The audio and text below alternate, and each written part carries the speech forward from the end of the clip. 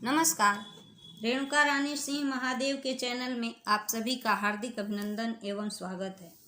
क्या है कृष्ण और मोर पंख का संबंध, इस विषय में कुछ जानकारी लेकर उपस्थित हुई हूँ। भगवान श्री कृष्ण को मोर मुकुटधारी कहा जाता है क्योंकि वे अपने मुकुट पर मोर पंख धारण करते थे। मोर पंख धारण करने के कई कारण बताए जाते हैं।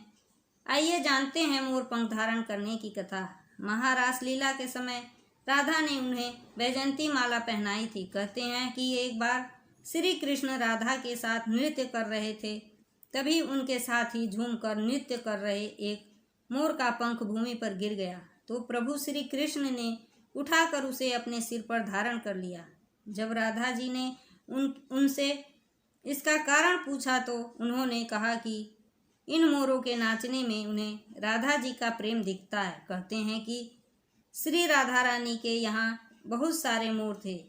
यह भी कहा जाता है कि बचपन से ही माता यशोदा अपने लल्ला के सर इस मोर पंख को सजाती थी। वैजयंती माला के साथ ही मोर पंख धारण करने की एक बड़ी वजह राधा से उनका अटूट प्रेम है। मात्र इस एक बात के अलावा अन्य बातें सिर्फ मनमानी हैं। मोर पंख में जीवन के सभी रंग समाहित हैं। भगवान श्री कृष्ण का जीवन कभी एक जैसा नहीं रहा। उनके जीवन में सुख और दुख के अलावा कई अन्य तरह के भाव भी थे। मोर पंख में कई रंग होते हैं।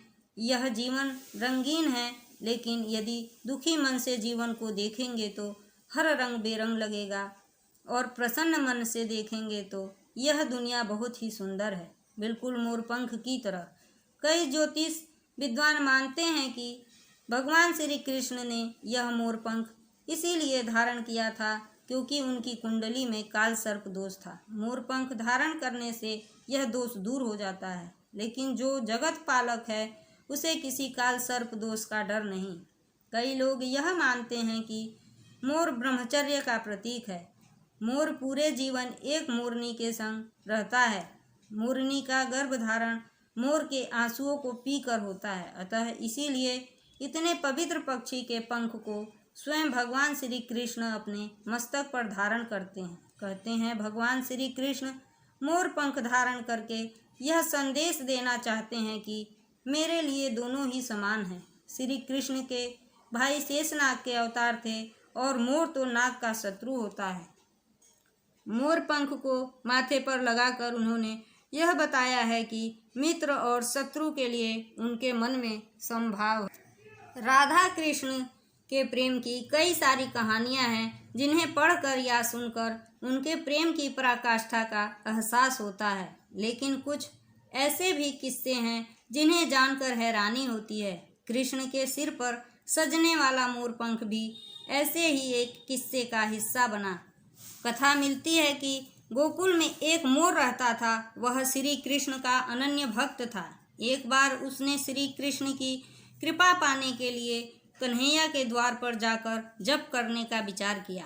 इसके बाद वह उनके द्वार पर बैठकर कृष्ण कृष्ण जपता रहा। जप करते हुए उसे 1 वर्ष बीत गया, लेकिन उसे श्री कृष्ण की कृपा प्राप्त नहीं हुई। एक दिन दुखी होकर मोर रोने लगा। तभी वहाँ से एक मैना उड़ती जा रही थी। उसने मोर को रोते हुए देखा तो बहुत अचंभित हुई। मैना ने सोचा कि यूं तो मोर किसी भी कारण से रो सकता है, लेकिन कन्हैया के दर पर कोई रोए, यह तो अचंभित करने वाली बात है। इसके बाद मैना मोर के पास गई और रोने का कारण पूछा। तब मोर ने बताया कि 1 बरस से मैं कन्हैया को प्रसन्न करने के लिए कृष्ण नाम जप कर रहा हूँ, लेकिन कन्हैया ने मुझे आज तक पानी भी नहीं पिलाया।